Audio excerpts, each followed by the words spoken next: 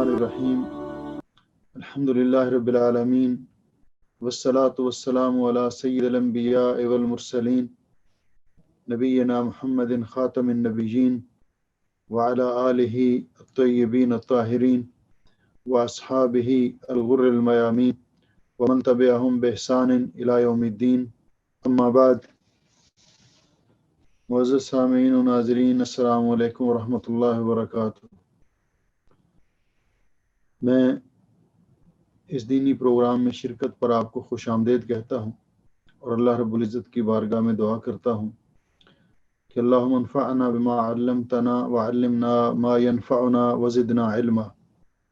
رب اشرح لی صدری ویسر لی امری واحلل عقدۃ من لسانی یفقہوا قولی. اللہ رب العزت کی بارگاہ میں دعا ہے کہ اللہ رب العزت دین کو سیکھنے اور سکھانے کے حوالے سے ہمارا اس پروگرام میں شرکت کرنا قبول و منظور فرمائے، اور اللہ سبحانہ و تعالی ہمیں ان تمام انعامات سے نوازے جو اللہ رب العزت نے دین سیکھنے اور سکھانے والوں کے لیے مقرر کیے ہیں. آج کا ہمارا درس الفقہ الاسلامی سے متعلق ہے، اور جس کتاب کی ہم قرأت کر رہے ہیں الوجیز فی فقہ السنت والکتاب العزیز. کل کے درس سے نماز کی السنن الفعلیہ، نماز کی فعلی سنتیں، ان کا ہم تذکرہ کر رہے ہیں، اور جن میں ہم نے 6 سنتیں ذکر کی تھیں. ان میں سب سے پہلی یعنی پہلے نمبر پر ہم نے صاحب کتاب کی تقسیم کے مطابق کہ نماز کی سنتیں 2 قسموں کی ہیں، ایک سنن قولیہ، قولی سنتیں، اور دوسرا سنن فعلیہ، فعلی سنتیں. تو کل سے پہلے ہم نے قولی سنتیں بیان کی اور وہ 10 تھیں، اور کل سے ہم نے فعلی سنتوں کا شروع کیا ہے، السنن الفعلیہ. تو ان میں ہم نے جن کا کل ذکر کیا تھا ان میں ایک تھا رفع الیدین، کہ نماز کے اندر رفع الیدین کرنا، یعنی دونوں ہاتھ کندھوں کے برابر تک اٹھانا. تکبیر تحریمہ یعنی پہلی تکبیر تحریمہ کے وقت، اور پھر رکوع کو جاتے وقت، اور رکوع سے سر اٹھاتے وقت، اور پھر 2 رکعتوں کے بعد تیسری رکعت کے لیے کھڑے ہوتے وقت یہ ہاتھوں کو اٹھانا. یہ رسول اکرم صلی اللہ علیہ وسلم کی سنت ہے اور سنت متواترہ ہے. اس کے بارے میں ہم نے تفصیل سے بات کی تھی. دوسرا کہ تکبیر تحریمہ کے بعد اپنے دونوں ہاتھ سینے پر باندھ لینا، یعنی بایاں ہاتھ نیچے اور دایاں ہاتھ اس کے اوپر، علی صدر ہی، سینے کے اوپر ہاتھ باندھنا. اس کے بارے میں بھی دلائل کل ہم نے ذکر کیے تھے. نماز میں حالت قیام کے اندر انسان کی نگاہ کہاں ہونی چاہیے، یہ بھی فعلی سنتوں میں سے ہے، اور اس میں ہم نے ذکر کیا تھا کہ انسان کی نگاہ سجدے والی جگہ پہ ہونی چاہیے حالت قیام میں. اور سوائے 2 حالتوں کے جو اپنی نظر ہے انسان کی وہ سجدے والی جگہ پہ ہونی چاہیے. ایک حالت تو جب انسان تشہد کے لیے بیٹھتا ہے تو اس وقت اس کی نگاہ اپنے اشارے والی انگلی تک ہونی چاہیے، اس کی طرف ہونی چاہیے. اور دوسرا جب صلاۃ خوف پڑھی جاتی ہے تو اس میں نگاہ جو ہے، اگر سامنے دشمن ہے تو نگاہ سجدے والی جگہ پہ نہ بھی رکھ سکیں، تو اس میں جس طرح نماز کے اس کی حیت ہے صلاۃ خوف کی، تو اس کے اندر نگاہ جو ہے وہ سامنے بھی رکھی جا سکتی ہے. اس کے علاوہ باقی حالت قیام میں، باقی نمازوں میں نگاہ سجدے والی جگہ پہ ہونی چاہیے. چوتھے نمبر پر ہم نے ذکر کیا تھا کہ رکوع کس طرح کرنا چاہیے، اور اس کے بارے میں تفصیل کے ساتھ ہم نے احادیث مبارکہ ذکر کی تھی کہ انسان کو رکوع کرتے وقت اپنے دونوں ہاتھ گھٹنوں پہ رکھنے چاہیے، اور انگلیوں کو گھٹنوں پر اس طرح پھیلانا چاہیے جس طرح گھٹنوں کو پکڑ رکھا ہو، اور پیٹھ بالکل سیدھی ہونی چاہیے. سر اور پیٹھ کا لیول برابر ہونا چاہیے کمر کا، نہ سر اونچا کرنا چاہیے نہ بہت نیچے اس طرح جھکانا چاہیے. اور اپنے بازو جو ہیں وہ یہ پہلوؤں سے ہٹا کر رکھنے چاہیے، جس طرح قوس ہوتی ہے یعنی کمان ہوتی ہے۔ اور اسی طرح سجدے کی جو اپنا حالت میں اس اعتدال کے ساتھ پھر تسبیحات سجدے کی کرنی چاہیے، اطمینان کے ساتھ سجدہ کرنا چاہیے۔ اس کے بعد ہم نے ذکر کیا تھا 5ویں نمبر پر کہ جب سجدے رکوع کر کے اٹھنا ہے اور اس کے بعد سجدے میں جانا ہے، تو سجدے میں جاتے وقت انسان کو اپنے ہاتھ زمین پر پہلے لگانے چاہیے اور گھٹنے بعد میں۔ اور اس کے بارے میں ہم نے دلائل ذکر کیے تھے کہ ایک تو نبی پاک صلی اللہ علیہ وسلم نے اونٹ کی مشابہت سے منع کیا ہے، اور دوسرا کہ حدیث پاک کے الفاظ ہیں کہ وَلْيَضَعْ يَدَيْهِ قَبْلَ رُكْبَتَيْهِ۔ تو یہ جو اپنا اس کے دلائل تھے ہم نے ذکر کیے، تو گویا کہ سجدے کو جاتے وقت رکوع کے بعد پہلے ہاتھ زمین پہ رکھنے چاہیے اور پھر گھٹنے زمین پہ رکھنے چاہیے۔ اسی طرح سجدے کی کیفیات بیان کی کہ سجدہ کس طرح کرنا چاہیے۔ سجدہ 7 اعضاء پہ کرنا چاہیے، اور وہ 7 اعضاء کیا ہیں؟ ناک اور پیشانی دونوں زمین پہ لگنی چاہیے، دونوں ہاتھ زمین پہ ہوں، اور ہاتھوں کی انگلیوں کا رخ قبلے کی طرف ہو، انگلیاں پھیلائی ہوئی نہ ہوں بلکہ ساتھ ملی ہوئی ہوں، اور انگلیوں کا رخ قبلے کی طرف ہو، اس طرح جس طرح قبلے کی طرف رخ زمین پہ رکھیں گے تو اس طرح۔ اور اسی طرح حالت سجدے میں دونوں گھٹنے زمین پہ ہوں اور دونوں پاؤں زمین پہ، پاؤں کی انگلیاں یہ زمین پہ لگائیں، اور انگلیوں کا رخ قبلے کی طرف ہو، اور ایڑیاں ساتھ ملی ہوئی ہوں، اور اپنے یہ کوہنی زمین سے اٹھی ہوئی ہو اور جسم سے ہٹی ہوئی ہو، پہلوؤں سے ہٹی ہوئی ہوں۔ تو اس طرح سجدہ کرنے کا طریقہ جو رسول اکرم صلی اللہ علیہ وسلم سے حدیث پاک میں مذکور ہے، اس کا ہم نے کل ذکر کیا تھا۔ اس کے بعد آج جو ہے 7ویں نمبر پر ان یکون جلوسہ بین السجدتین، 2 سجدوں کے درمیان نمازی کا بیٹھنا، علی الحیات التی تضمنتها الحدیث الاتیہ، کہ وہ اس طرح ہونے چاہیے جس طرح آنے والی احادیث جو صاحب کتاب نے ذکر کی ہیں ان کے اندر جس طرح ذکر ہے کہ ایک سجدہ کر کے 2 سجدہ پھر بیٹھ جانا، اور 2 سجدوں کے درمیان بیٹھنا، اس کی کیفیت کیا ہونی چاہیے اور اس کا یہ ذکر کیا۔ یہ کیفیت کیسی ہونی چاہیے؟ اس میں پہلی حدیث جو ہے ام المومنین عائشہ صدیقہ رضی اللہ تعالیٰ عنہ سے روایت ہے اور صحیح حدیث ہے کہ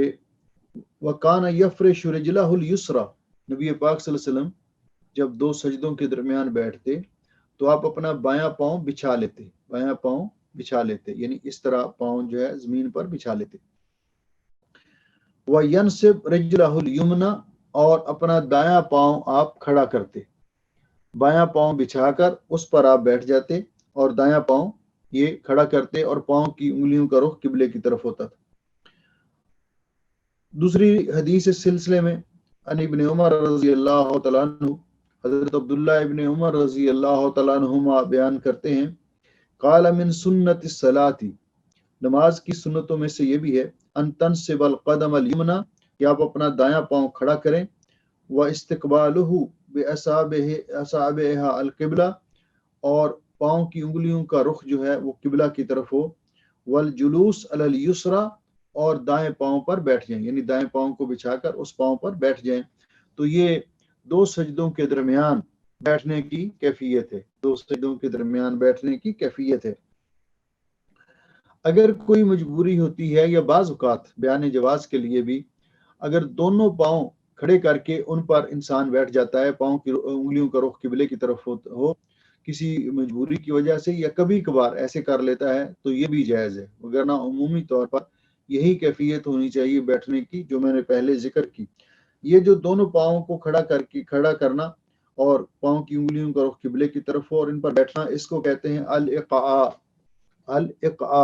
اقعاء کہتے ہیں دونوں پاؤں کو کھڑا کر کے ان پر بیٹھ جانا۔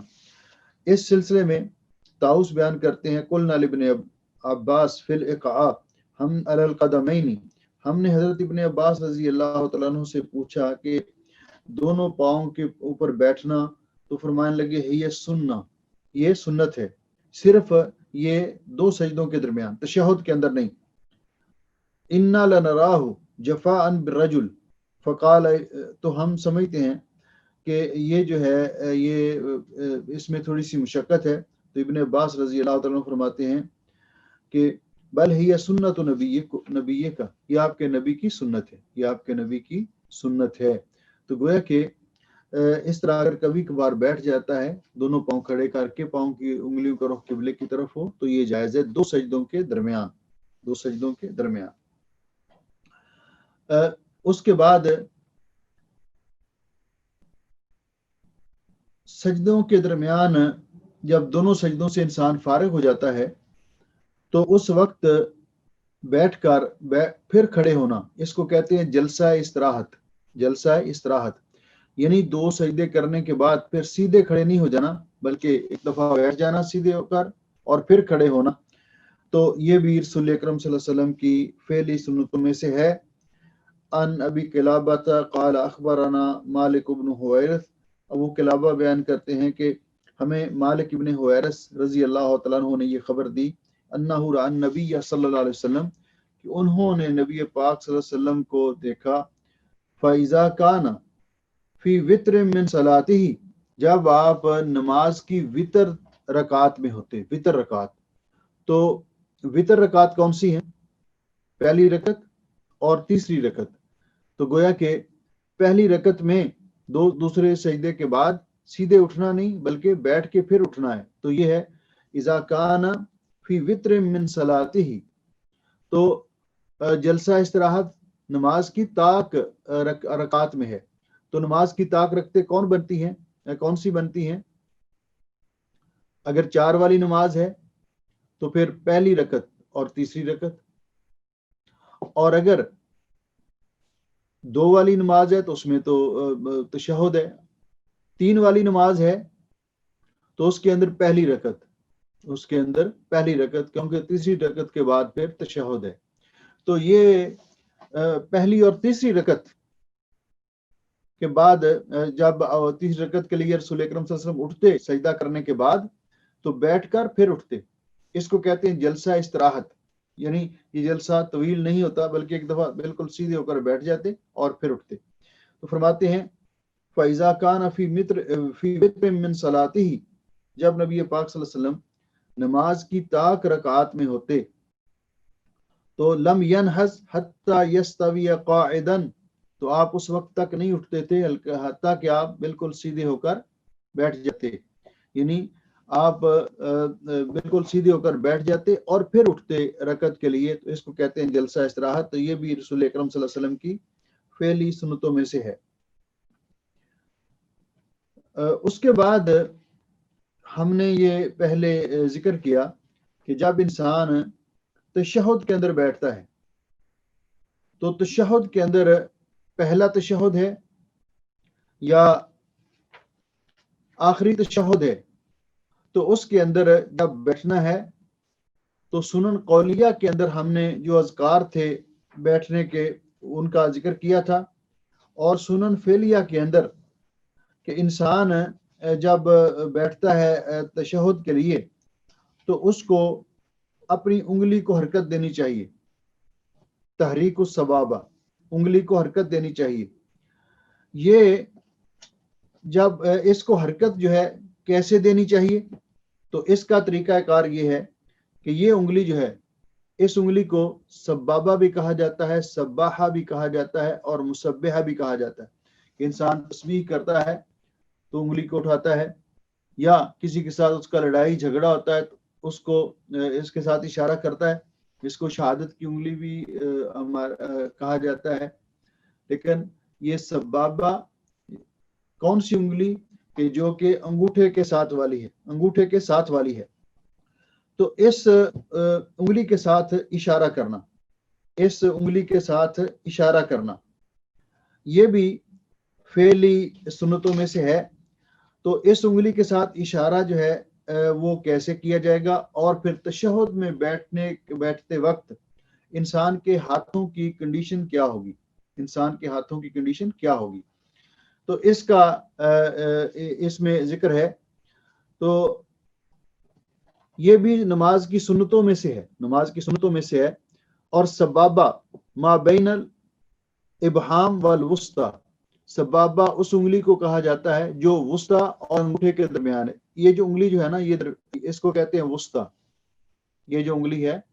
یعنی دو انگلیاں ادھر ہیں اور دو ادھر ہیں، اور اس کو وسطی کہتے ہیں، درمیان والی انگلی جو سب سے لمبی ہوتی ہے۔ اور جو انگوٹھے کے ساتھ والی ہے اس کو کہتے ہیں سبابہ، اس کو کہتے ہیں سبابہ۔ وسمیت سبابہ، اس کو سبابہ اس لیے کہتے ہیں کہ انسان جب کسی کے ساتھ کوئی لڑائی جھگڑا کرتا ہے، یشیر بہا عند السب، تو اس کے ساتھ اشارہ کرتا ہے۔ اور اس کو تسمى ایضا سباحہ، اس کو سباحہ بھی کہتے ہیں کہ انسان بعض اوقات اللہ کی تسبیح بیان کرتے ہوئے اس انگلی کے ساتھ اشارہ کرتا ہے، اور اس کو مسبحہ بھی کہتے ہیں۔ تو یہ جو انگلی ہے، اس کو کیسے ہم نے ہاتھوں کی کنڈیشن ہو اپنا تشہد کے اندر، تو اس میں ایک بات ذہن میں رہے، یہ حدیث جو ابھی ہم پڑھیں گے اس سلسلے میں، جو بطور دلیل کے صاحب کتاب نے ذکر کی ہے، تو اس میں بیٹھنے کی کیفیت ذکر کی ہے، بیٹھنے کی کیفیت ذکر کی ہے۔ تو بیٹھنے کی کیفیت، اس کا تعلق جو ہے تشہد کے ساتھ ہے، لیکن انگلی کو حرکت دینا، انگلی کو حرکت دینا تو یہ ہے کہ رسول اکرم صلی اللہ علیہ وسلم جب بیٹھتے تو آپ کانا اذا جلس فی الصلاۃ وضع کفہ یمنا علی فخذہ الیمنی، آپ اپنا دایاں ہاتھ اپنی دائیں ران پر رکھتے، دایاں ہاتھ دائیں ران پر رکھتے، وقبض اصابعہ کلھا، اور آپ اپنی ساری انگلیوں کو بند کر لیتے سوائے اس انگلی کے سبابہ کے، واشار باصبعہ التی تلی الابہام، اور آپ اپنی اس انگلی کے ساتھ اشارہ کرتے جو کہ انگوٹھے کے ساتھ والی ہے، ووضع کفہ الیسری علی فخذہ الیسری، اور اپنا دایاں ہاتھ اپنا بایاں ہاتھ اپنے بائیں گھٹنے پہ یا بائیں ران پہ رکھتے۔ تو گویا کہ نماز کے اندر تشہد پہلا ہو یا دوسرا تشہد ہو، اس کے اندر جو بیٹھنے کی کیفیت یہ ہے کہ یہ ہاتھ تو گھٹنے کے اوپر رکھیں گے اور ران کے اوپر رکھیں گے، یہ بایاں ہاتھ، یہ لیفٹ ہینڈ، اور دایاں ہاتھ جو ہے اس کو بھی ران کے اوپر رکھیں گے۔ اور اس کے جو اس کی کنڈیشن ہے، اس کی دو طریقے علماء نے زیادہ تر معروف ہیں جو ذکر کیے ہیں۔ ایک تو 53 کی گرہ بنانا۔ 53 کی گرہ کیسے بنتی ہے کہ جب ہم یہ انگوٹھا جو ہے، یہ انگلی جو پہلا جڑ جو ہے انگلی کی، جہاں یہ سبابہ کی، اس کے ساتھ اس کو رکھیں، اس کے ساتھ اس کو لگائیں، یہ جو پہلا جو ایک نشان نظر آ رہا ہے نا، یہ اس کے ساتھ اس پہ انگوٹھے کو رکھیں اور اس کے ساتھ اس اشارہ کریں، حرکت کریں، اس کو کہتے ہیں 53 کی گرہ۔ دوسرا یہ ہے کہ باقی 3 انگلیوں کو بند رکھیں، باقی 3 انگلیوں کو بند رکھیں، اس طرح یہ کنڈیشن ہونی چاہیے، یہ کنڈیشن۔ اور دوسرا طریقہ یہ ہے کہ یہ جو درمیان والی انگلی ہے، اس کو اور انگوٹھے کو ملا کر یہ ہلکا بنا لیں، یہ ہلکا بنا لیں، اور 2 انگلیاں بند رکھیں اور اس کے ساتھ اشارہ کریں، اس کے ساتھ اشارہ کریں۔ تو یہ کنڈیشن ہونی چاہیے تشہد میں بیٹھنے کی، تشہد میں بیٹھنے کی۔ یہ کنڈیشن جو ہے یہ شروع سے لے کر آخر تک ہونی چاہیے، شروع سے لے کر آخر تک ہونی چاہیے۔ یہ نہیں جب کلمہ شہادت پڑھیں تو اس وقت اشارہ کر کے پھر ہاتھ کو چھوڑ دیں، یہ درست نہیں ہے، یہ درست نہیں ہے، اس کی کوئی دلیل نہیں، اور نہ ہی اس بات کی کوئی دلیل ہے کہ انگلی صرف کلمہ شہادت پر اٹھائیں، اس بات کے بارے میں اس کی بھی کوئی دلیل نہیں، رسول اکرم صلی اللہ علیہ وسلم سے کسی صحیح حدیث کے اندر یہ ثابت نہیں، بلکہ حدیث پاک کے الفاظ جو ہیں وہ ان پہ آپ غور کریں۔ کانا اذا جلس فی الصلاۃ وضع کفہ الیمنی علی فخذہ الیمنی وقبض اصابعہ کلھا، نبی پاک صلی اللہ علیہ وسلم جب بیٹھتے تشہد کے لیے تو دایاں ہاتھ دائیں ران پہ رکھتے اور اپنی انگلیوں کو بند رکھتے سوائے سبابہ کے، اس کے ساتھ اشارہ کرتے، وہ انگلی جو انگوٹھے کے ساتھ والی ہے، اور بایاں ہاتھ اپنی بائیں ران پہ رکھتے۔ تو یہ جو کانا کا لفظ دلالت کرتا ہے کہ یہ رسول اکرم صلی اللہ علیہ وسلم کی یہ پورے تشہد کے اندر یہ کیفیت ہوتی تھی۔ تو صرف اور پھر اشارہ صرف کلمہ شہادت پڑھتے وقت کرنا اس کی بھی کوئی دلیل نہیں، بلکہ اشارہ رسول اکرم صلی اللہ علیہ وسلم یا تو انگلی کو اٹھا کر یا پھر اس کو حرکت اس کو دیتے رہتے، جس طرح کہ آگے حدیث پاک آئے گی کہ رسول اکرم صلی اللہ علیہ وسلم نے فرمایا، نافع بیان کرتے ہیں کہ حضرت عبداللہ ابن عمر رضی اللہ تعالیٰ عنہما اذا جلس فی الصلاۃ، جب نماز کے لیے بیٹھتے، وضع یدیہ علی رکبتیہ، اپنے دونوں ہاتھ اپنے گھٹنوں پہ رکھ لیتے، یعنی ران سے مراد کیا ہے؟ گھٹنے، اپنے گھٹنوں پر ہاتھ رکھ لیتے اور اپنی اس سبابہ انگلی کے ساتھ اشارہ کرتے، اور آپ کی نگاہ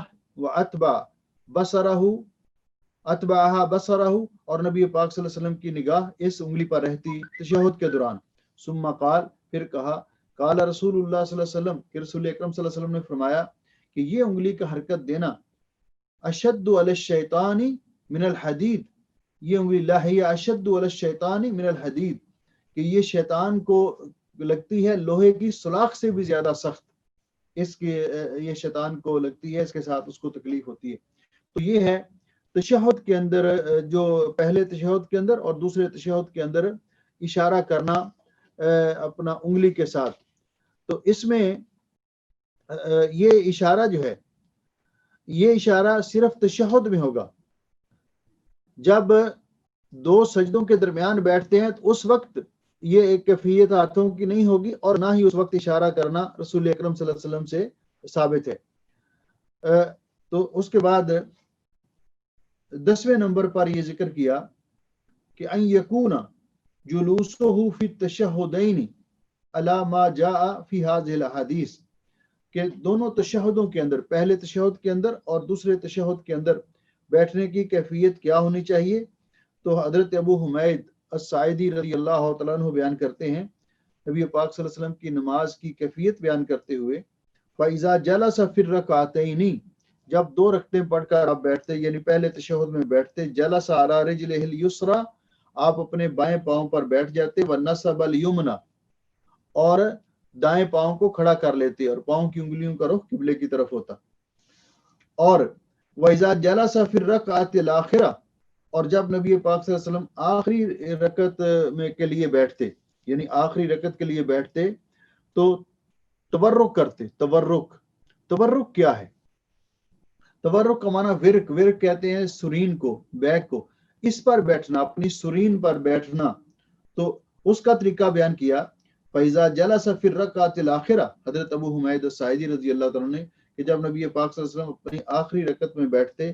قدم رجلہ الیسریٰ، آپ اپنے بائیں پاؤں کو آگے کر لیتے، یعنی دائیں ٹانگ کے نیچے سے گزار کر اس کو آگے کر لیتے، وَنَصَبَ الْأُخْرَىٰ، اور دوسرے پاؤں کو کھڑا رکھتے، وَقَعَدَ عَلَىٰ مَقْعَدَتِهِ، نبی پاک صلی اللہ علیہ وسلم اپنی سرین پر بیٹھ جاتے،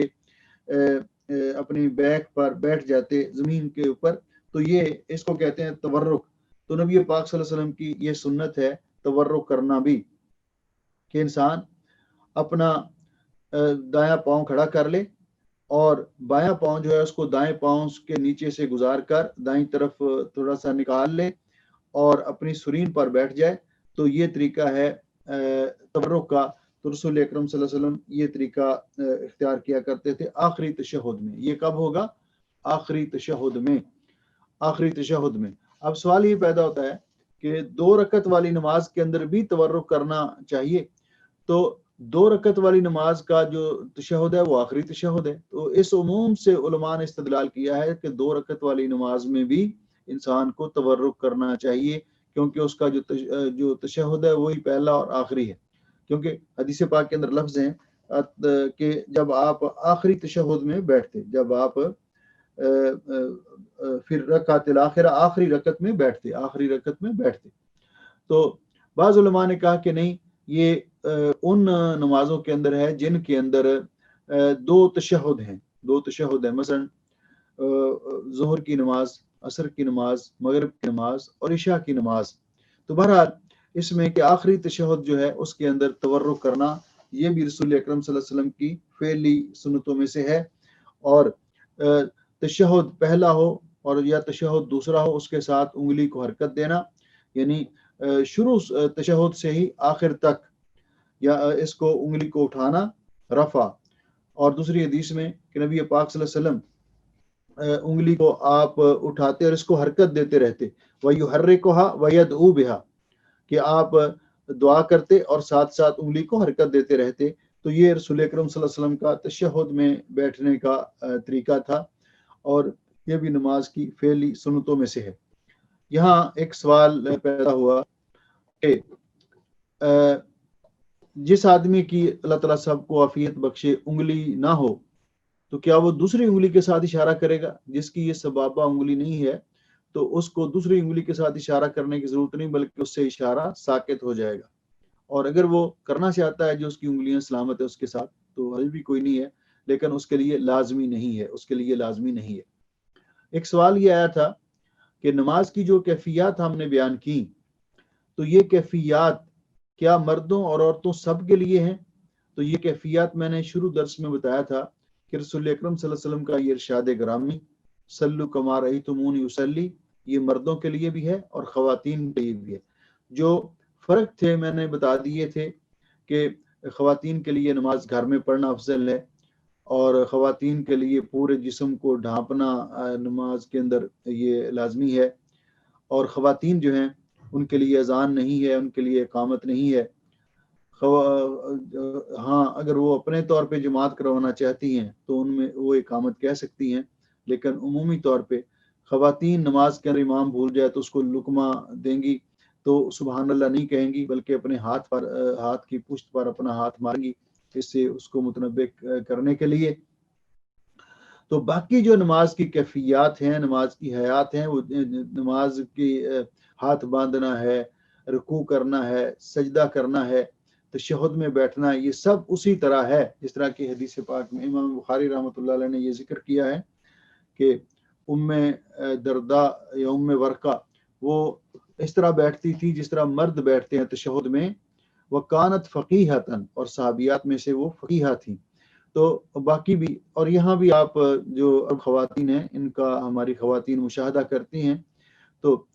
باقی حیات نماز کی کیفیات اور ان کے اندر کوئی فرق نہیں ہے۔ مرد اور عورت کی نماز میں جو فرق تھے وہ میں نے آپ کے سامنے بتا دیے۔ رسول اکرم صلی اللہ علیہ وسلم نماز کا جب اختتام کرتے تو جس طرح ہم پہلے ذکر کر چکے ہیں کہ السلام علیکم ورحمۃ اللہ، السلام علیکم ورحمۃ اللہ، اور اس کے بعد پھر نماز کے اذکار، ان کا ذکر انشاءاللہ اگلے درس میں کریں گے۔ لیکن سلام کہنے کے ساتھ مصافحہ کرنا دائیں طرف والے ساتھی کے ساتھ، بائیں طرف کے والے کے ساتھ، یہ رسول اکرم صلی اللہ علیہ وسلم سے ثابت نہیں ہے، بلکہ نبی پاک صلی اللہ علیہ وسلم نے اس سے منع کیا ہے، نبی پاک صلی اللہ علیہ وسلم نے اس سے منع کیا ہے۔ صحابہ کرام پہلے وہ یہ سمجھتے تھے، جس طرح کہ حضرت سمرہ ابن جندب رضی اللہ تعالیٰ عنہ کی روایت ہے کہ جب سلام پھیرتے تو دائیں طرف والا کے ساتھی کے ساتھ بھی مصافحہ کرتے، بائیں طرف والے کے ساتھ بھی۔ تو آپ نے فرمایا میں کیا دیکھ رہا ہوں، آپ ادھر ادھر اپنے ہاتھوں کو حرکت دیتے رہتے ہیں جس طرح سرکش گھوڑے اپنی دمیں ہلاتے ہیں، اس کو فی الصلاۃ۔ تو یہ نماز کے تشہد کے اندر ہے کہ سلام پھرنے کے بعد وہ اس طرح کیا کرتے تھے۔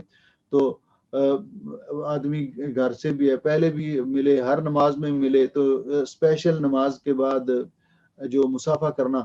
تو یہ ثابت نہیں ہے نبی پاک صلی اللہ علیہ وسلم سے اور آپ کے صحابہ اکرام سے۔ جو کہہ دیا السلام علیکم ورحمۃ اللہ دائیں طرف والے کو کافی ہے، السلام علیکم ورحمۃ اللہ کافی ہے، اپنے ہاتھوں کو حرکت دینا یا مصافحہ کرنا یہ حدیث پاک سے ثابت نہیں ہے۔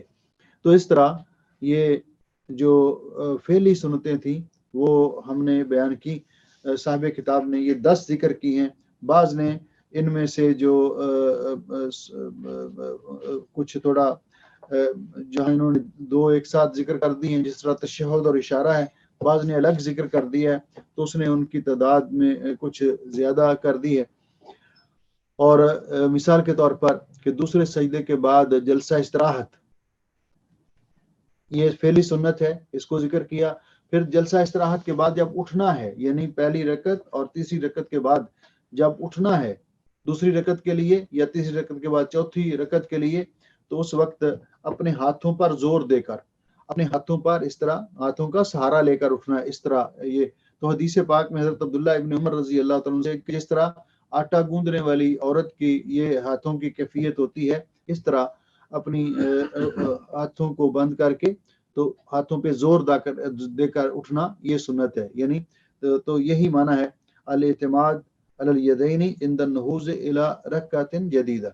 کہ نئی رکعت کے لیے اٹھنے وقت، پہلی رکعت کے بعد یا تیسری رکعت کے بعد اٹھتے وقت اپنے ہاتھوں پہ زور دے کر اٹھنا. کیونکہ میں نے جس طرح ہم نے بیان کیا کہ سجدے میں جانے کی کیفیت کیا ہے کہ پہلے ہاتھ زمین پہ رکھے جائیں پھر گھٹنے، اور سجدے سے اٹھنا دوسری رکعت کے لیے اٹھنے کی کیفیت کیا ہے کہ پہلے گھٹنے اوپر اٹھائے جائیں اور پھر اپنے ہاتھوں پر زور دے کر ہاتھ بعد میں اٹھائے جائیں. تو یہ رسول اکرم صلی اللہ علیہ وسلم کی نماز کی فعلی سنتیں ہیں. اللہ رب العزت ہمیں ان کے مطابق نماز ادا کرنے کی توفیق بخشے. باقی انشاءاللہ اگلے درس کے اندر نماز کے بعد کے اذکار، کہ سلام پھیرنے کے بعد کس طرح نبی پاک صلی اللہ علیہ وسلم اذکار کیا کرتے تھے اور کون کون سے اذکار ہیں، ان کا اگلے درس میں عرض کریں گے. اللہ تعالیٰ ہمارے علم کو علم نافع بنائے، عمل صالح کی توفیق عطا فرمائے، ہمیں نمازوں پر محافظت کرنے والا بنائے، ہمیں بھی اور ہماری اولادوں کو بھی. اللہ ہمارے بیماروں کو شفا دے، پریشان لوگوں کی پریشانیاں دور فرمائے. اللہ تعالیٰ ہم سب کا حامی و ناصر ہو. بارک اللہ فیکم. کسی کا سوال ہو تو آپ کر سکتے ہیں.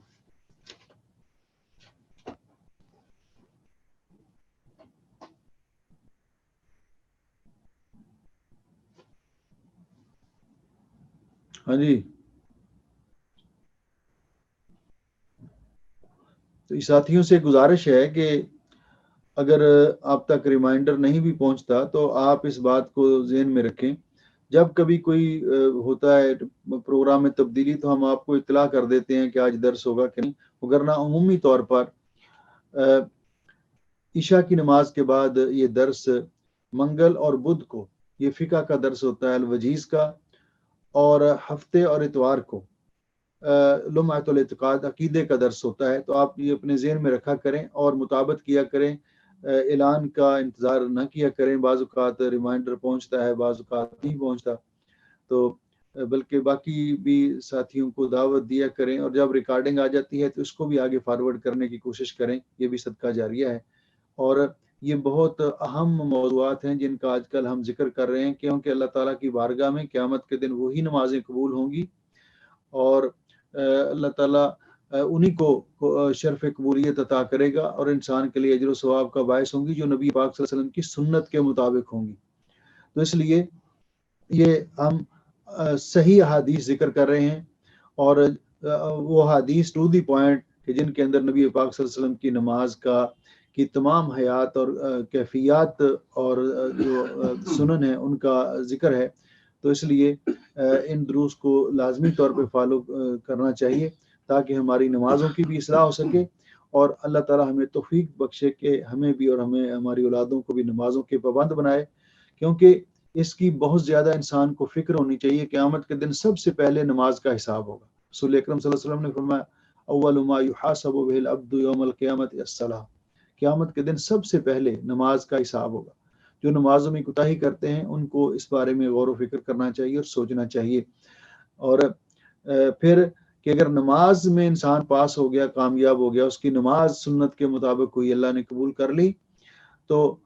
پھر باقی اعمال کی طرف دیکھا جائے گا، وگرنہ باقی اعمال کی طرف دیکھا بھی نہیں جائے گا. نماز اب عبادات میں سب سے پہلے نماز کا حساب ہوگا، اس لیے ہمیں ان چیزوں کا اہتمام کرنا چاہیے. بارک اللہ فیکم. السلام علیکم ورحمۃ اللہ وبرکاتہ.